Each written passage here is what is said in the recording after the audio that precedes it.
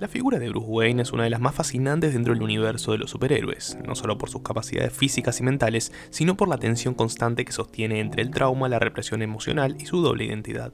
Desde una perspectiva clínica, lo primero que salta a la vista es su exposición a un evento traumático en su infancia, la muerte de sus padres frente a sus ojos. Este hecho marca un antes y un después en su desarrollo psíquico. No se trata de un simple episodio doloroso, es una ruptura brutal en el esquema de seguridad básica que interrumpe de manera radical el curso esperable de una infancia sana. La personalidad que emerge tras este hecho queda atravesada por mecanismos defensivos de gran rigidez, como la negación del placer y la sobreidentificación con una figura simbólica de control, el murciélago. El uso del símbolo de murciélago como identidad no es casual ni estético, se trata de un mecanismo de desplazamiento y sublimación donde el miedo inicial, el miedo infantil a los murciélagos, es transformado en poder. Esto sugiere un intento de dominar el trauma por medio de la apropiación del objeto temido. En términos clínicos hay un trabajo interno que se asemeja a la compulsión de repetición, donde Bruce recrea escenarios de violencia para mantener una ilusión de control que no tuvo aquella noche. Sin embargo, esta forma de afrontamiento, lejos de ser puramente adaptativa, tiene efectos colaterales graves, lo lleva a exponerse continuamente al peligro, a distanciarse del vínculo afectivo genuino y a mantenerse en un estado de hiperalerta permanente. En ese sentido, podríamos hablar de un cuadro crónico de estrés postraumático que nunca fue tratado de forma convencional. Bruce Wayne no es solo Batman. Esta afirmación puede parecer obvia, pero en el contexto clínico adquiere una carga más intensa. La escisión entre su yo civil y su yo vigilante puede analizarse como una disolación parcial, donde cada identidad cumple funciones diferentes, pero ambas coexisten con tensiones. El Bruce Wayne filántropo, playboy y empresario parece más una máscara funcional que una expresión auténtica de su subjetividad. La verdadera expresión emocional parece estar reservada exclusivamente para Batman. Este fenómeno puede interpretarse como una forma de despersonalización o de inversión de roles, donde la figura pública es una fachada defensiva, mientras la identidad nocturna es la que se considera real. El sujeto ya no se define por quién es, sino por lo que hace. Su ser se subsume en su función. Desde una lectura psicodinámica, Bruce parecería haber desarrollado una personalidad obsesiva con rasgos paranoides. Su nivel de control, su necesidad de planificar cada detalle, su desconfianza incluso hacia sus aliados más cercanos, y su rigidez frente a la ambigüedad moral, indican una estructura psíquica extremadamente exigente y autoimpuesta. Es posible que el super-yo, esta instancia de control interno, esté sobredimensionado, funcionando no solo como regulador de la conducta, sino como un ente castigador constante que no le permite descanso. Esto implica en parte su insomnio, su incapacidad para formar vínculos afectivos estables y su necesidad de patrullar sin tregua. La culpa, aunque no siempre explícita, es un motor constante en su accionar. Pero el caso de Bruce Wayne se complica aún más cuando se analiza su escasa plasticidad emocional.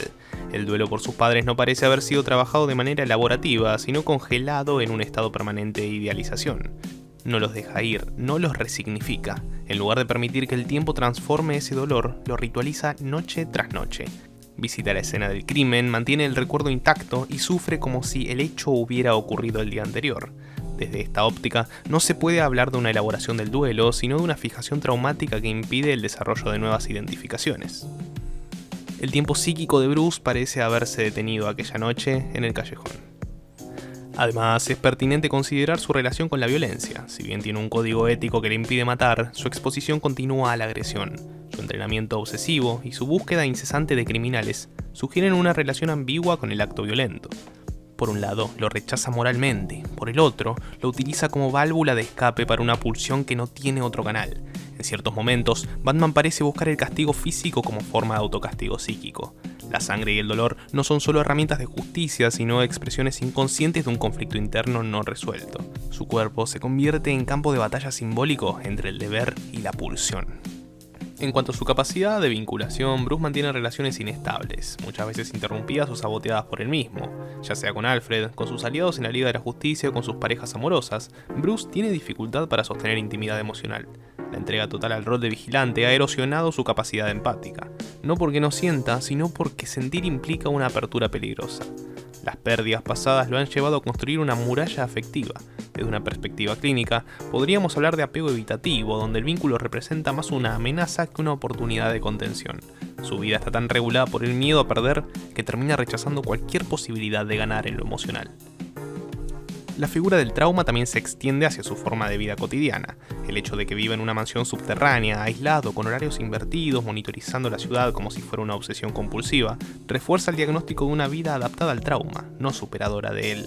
Sus hábitos son rituales, sus conductas repetitivas y su incapacidad para delegar lo transforman en un individuo atrapado en su propia narrativa.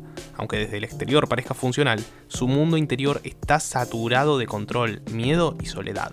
Esta combinación da lugar a una figura trágica, más cercana al mártir que al héroe, que ha convertido su dolor en sistema operativo. También es relevante analizar su fuerte idealización del orden y la justicia. Bruce no opera como un justiciero cualquiera. Para él, el crimen representa el caos absoluto, y el caos en su mundo psíquico es la fuente de todo sufrimiento. Por eso, busca restaurar un orden simbólico imposible, donde ningún niño pueda volver a perder a sus padres, donde el crimen nunca triunfe y donde la ciudad pueda purificarse. Esta cruzada utópica revela una estructura de pensamiento casi mesiánica. No actúa solo por necesidad o vocación, actúa porque cree que debe redimir al mundo por lo que él no pudo evitar. Este sentido de misión tan intenso y rígido revela una psicología marcada por la compulsión, más que por la elección libre. La pregunta sobre si Bruce Wayne está cuerdo no puede responderse con una simple afirmación o negación.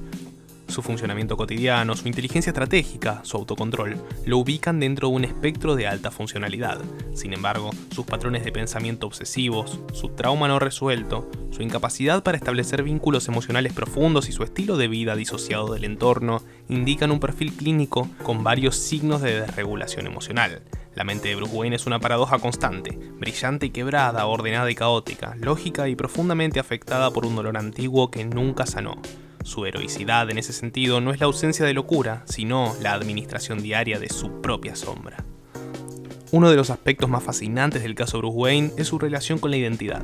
A diferencia de otros héroes que ocultan su identidad para proteger a los suyos, en él parece haber una inversión. No es Batman su disfraz, sino Bruce Wayne. La vida civil funciona como una pantalla útil para acceder a recursos, evitar sospechas y manipular las estructuras de poder económico, pero no representa su verdadero yo. Esto puede interpretarse como una despersonalización estructural. Su núcleo de identidad ha sido desplazado por completo hacia la figura del vigilante. El problema es que esta identidad se construye desde el dolor, desde la pérdida, desde el castigo, y cuando una identidad se cimenta en el trauma, se vuelve inestable, adictiva y cada vez más difícil de sostener sin consecuencias colaterales. El sujeto no solo vive para una misión, se ha vuelto inseparable de ella. En contextos clínicos suele diferenciarse entre síntomas que generan malestar y síntomas que generan funcionamiento. Bruce Wayne encarna un caso límite en el que sus síntomas, obsesión, compulsión, vigilancia extrema, despersonalización, lo hacen eficiente para combatir el crimen, pero lo aíslan como ser humano. Hay un equilibrio precario entre funcionalidad y sufrimiento. No se trata de una locura delirante o psicótica, sino de una estructura de personalidad disfuncional que ha encontrado una causa para sostenerse. Sin embargo, la pregunta de fondo es: ¿cuánto tiempo puede un sujeto mantener esa tensión sin colapsar? En muchas versiones del personaje, los colapsos ocurren, crisis nerviosas, retiros forzados e incluso momentos de pérdida de sentido. El mito de la invulnerabilidad mental se rompe cuando Batman, en su intimidad, se encuentra vacío. Otro punto clave en el análisis es la compulsión por el control. Batman no solo planifica estrategias y prevé escenarios, lo hace incluso con sus aliados más cercanos. Tiene planes para detener a cada miembro de la Liga de la Justicia si se salen de control. Esta forma de anticipación total es una señal clara de ansiedad estructural. En lugar de apoyarse en vínculos, confía en planes de contingencia. En vez de dejar espacio a la imprevisibilidad humana, responde con cálculo extremo. Este tipo de funcionamiento puede sostenerse en contextos militares o de supervivencia, pero a nivel subjetivo genera una desconfianza crónica, una necesidad constante de poder sobre el entorno. La vida de Bruce Wayne es una lucha contra lo incierto, lo ambiguo, lo emocionalmente impredecible, y esa lucha, aunque lo hace fuerte, también lo encierra. En varias sagas del cómic, los espejos de Bruce, como Hush, Red Hood, Owlman o incluso el Joker, funcionan como contrapartes simbólicas que lo enfrentan con su sombra. Son versiones distorsionadas, exageradas o negadas de aspectos internos que él reprime. Esta constante externalización del conflicto interno a través de enemigos conceptualmente simbólicos refuerza la idea de que su lucha no es solo contra el crimen, sino contra su propia decisión. Cada enemigo no representa solo una amenaza externa, sino una parte de sí que no puede integrar. El que mata, el que traiciona, el que se burla del orden. el análisis clínico, entonces no puede separarse del análisis narrativo. Batman es la pantalla donde Bruce Wayne proyecta su fractura, y el mundo que construye a su alrededor no es más que un laberinto de defensas psíquicas vestidas de capa y gadgets. En definitiva, Bruce Wayne no está loco en el sentido tradicional. No delira, no pierde el juicio, no se disuelve en fantasías incontroladas, pero sí presenta una construcción psíquica marcada por el trauma, la rigidez emocional, la obsesión por el control y una tendencia compulsiva a repetir situaciones de peligro. Vive atrapado en un tiempo detenido, en un duelo no elaborado, en una cruzada sin fin que mezcla justicia con castigo, redención con venganza. Su genialidad, su disciplina y su ética lo hacen admirable, pero su dolor, su aislamiento y su incapacidad para sanar lo hacen profundamente humano. Bruce Wayne no es solo un hombre disfrazado de murciélago, es un alma partida que eligió vivir entre las sombras porque el sol para él ya no volvió a salir desde aquella noche.